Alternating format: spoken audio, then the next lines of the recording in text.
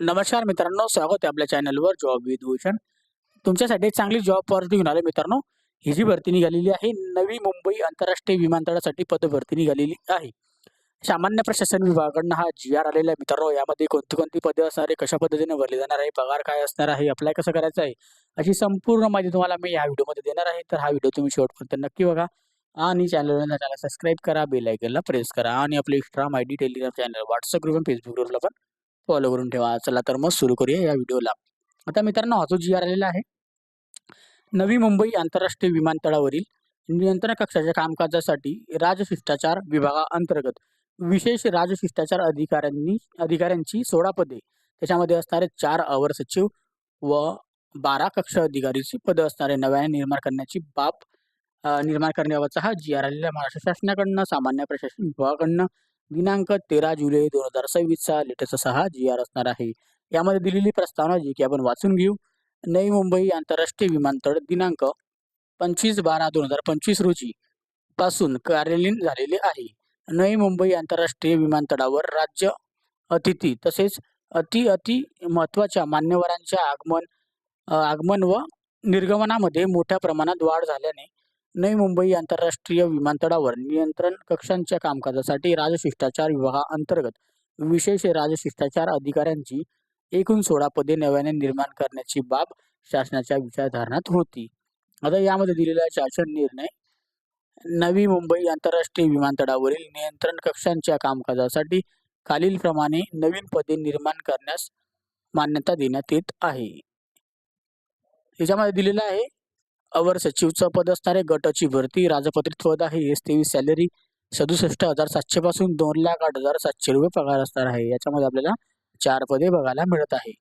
त्यानंतर 2 नंबरचं पद आहे कक्ष अधिकारीचं. याच्या गडबची भरती राजपत्रित पद आहे. S17 सॅलरी 47,600 पासून 1,51,100 रुपये पगार असणार आहे. याच्यामध्ये आपल्याला 12 पदे बघायला मिळतात आणि S20 सॅलरी तुम्हाला भेटणार आहे 56,100 पासून 1,70,500 4 वर्षांची सलग सेवेनंतरून. ओके, तर अशी एकूण 16 पदे हे भरली जाणार आहेत. हे जे पदे आहे सदर नवीन पदांच्या वेतन व भत्त्यांची मागणी दिलेली आहे. सचिवालय सर्वसाधारण सेवा, सचिवालय सामान्य प्रशासन विभाग या लेखा शीर्षकाखाली खर्ची टाकण्यात यावा. सदर शासन निर्णय वित्त विभाग अनौपचारिक संदर्भ क्रमांक दिनांक 13/7/2026 मध्ये अनौपचारिक संदर्भ क्रमांक दिलेला आहे, जो की 13/7/2026 मध्ये मिळालेल्या सहमतीने निर्गमित करण्यात येत आहे.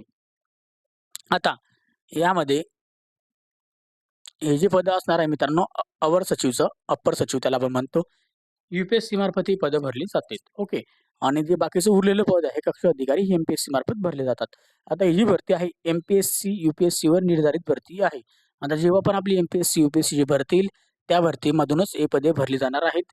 तर आपल्याला याची अपडेट लवकरच बघायला मिळणार आहे. MPSC UPSC जी भरती आली त्यामार्फत ते पदे भरली जाणार आहेत. ओके, तर आपल्याला MPSC UPSC ची अपडेट आली, गट ब ची भरती आली की लगेचच तुमच्यासोबत मी तो व्हिडिओ शेअर करेल. त्यामध्ये ही पदे भरली जाणार आहे.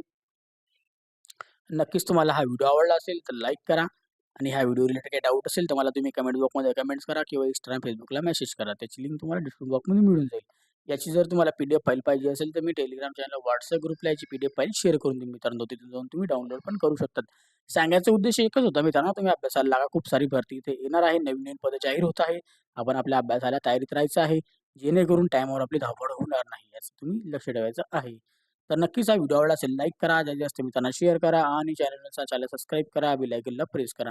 डेली तुमच्यासाठी नवीन जॉब ऑपॉर्च्युनिटीज असतो. अशा नवीन जॉब ऑपॉर्च्युनिटीसाठी आपण भेटूया आता नेक्स्ट व्हिडिओमध्ये. तोपर्यंत जय हिंद मित्रांनो. थँक्यू.